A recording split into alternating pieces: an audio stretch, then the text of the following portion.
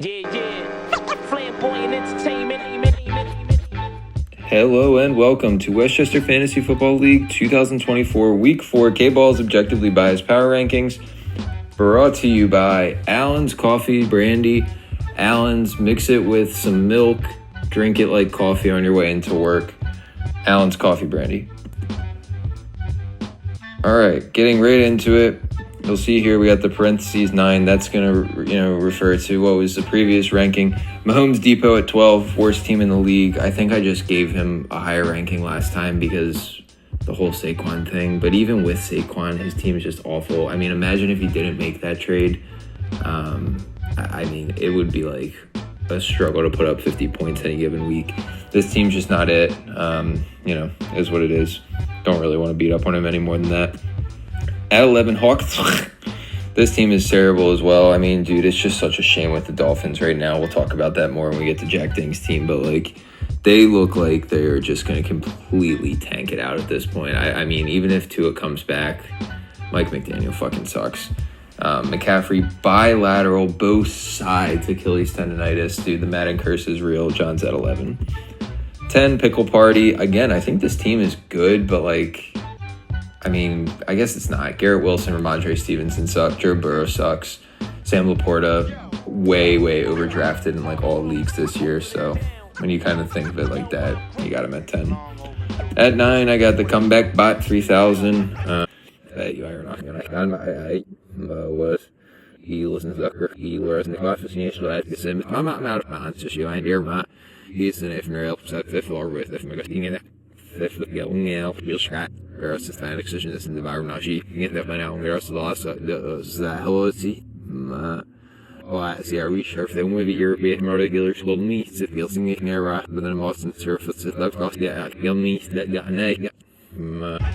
At 8, I got Coach Mike Obama. Honestly, I don't understand how he's 3-1. I'm not willing to say, oh man, he's 3-1. That means he's the second best team. That's where we differ from ESPN Power Rankings. I just don't see it. Even when A.J. Brown comes back, Marvin Harrison Jr. is elite. The Jaden Daniels story is nice, but I just don't see it lasting. So for now, give him credit where it's due. But who are his running backs? He actually might have to start Blake Corn one of these weeks. At 7, I got Zamir White, apologist. We're getting back to it now. I really don't know where to put this team because it's going to all depend on the Dolphins. If Tua comes back in 2 weeks and he just is my brain doesn't work, but I can throw a football, then, Jack Ding will probably be all right for the rest of the season. But the whole Buccaneers backfield, I'm really excited to watch the game tomorrow night to kind of see what it looks like because I haven't watched too much of them outside of last week. I don't know. It's going to depend on the Finns here, but he has a good team. The neighbors pick was probably the steal of the draft so far. Tennessee Volunteers, and I'll actually talk about Dean's team for once because I heard he was getting upset about me just talking about the actual Vols, who are looking elite, by the way. SEC championship bound, I would say. For this one, I don't know about Westchester Fantasy Football League championship bound, but the Vols are looking pretty decent. He just gave me the works last week. It's a solid team. Alvin Kamara, speaking of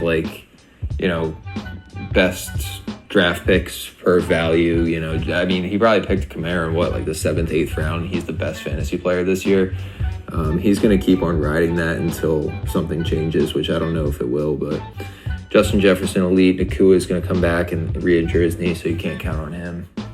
I don't know. This is a fringe playoff team. At 5, Marshall Street Minutemen. Injuries all over the place. Really a shame because this team's elite, but you look at Deebo Samuel injured, Devontae Smith injured. The whole Breece Hall Jet situation is very interesting. He's got Eagles on a bye, so no Jalen Hurts. I think he's got enough talent here that he can get into the playoffs and make a run. At 4, I got Hoon Squad. Biggest jump from the previous power rankings. If DeAndre Swift plays like he did last week and they use him like they did last week, then he could be an RB1 by season's end, thinking, back to last year, how impactful he was. Stephon Diggs, Jamar Chase is looking better. Deontay Johnson, now that they have a quarterback in Carolina. This is a good team. TJ Hawkinson apparently coming back pretty soon. And obviously Lamar Jackson, one of the best quarterbacks out there. So at 3, I'm putting my team triple cup of lean. Injuries all over the place. It's going to be very interesting to see what happens with the Davante Adams situation. I'm really just at this point hoping I can get enough wins to sneak in the playoffs. Regular season's going to be tough, but if I get everybody back and healthy and Davante Adams actually ends up in a good spot, then there's no holes on this roster. It's an elite team. Ken Walker, best running back in the league. 2, Mike's team. Again, Josh Allen, CeeDee Lamb. What more do you need? Kyren Williams looks like he is going to finish a top 5 running back again, barring any injuries. Those 3 players alone could realistically get Dylan 80-plus points any given week. So this team's looking poised for another playoff run.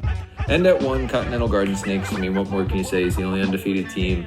If I'm Jack Duffy, I'm really, really, really, really, really praying that Joe Flacco stays the quarterback. Anthony Richardson's out for the year or whatever, because Anthony Richardson ain't it, and Joe Flacco actually knows how to pass the ball, and that increases the value significantly of Michael Pittman Jr. If he can start playing like a wide receiver too, there's absolutely no holes to this team. I still like Eckler as a flex in a given week, and Jordan Love looked awesome. Didn't really miss a beat from the knee injury, so that about does it for K-Ball's Subjectively Biased Power Rankings Week 4, second installment. Thank you all for watching.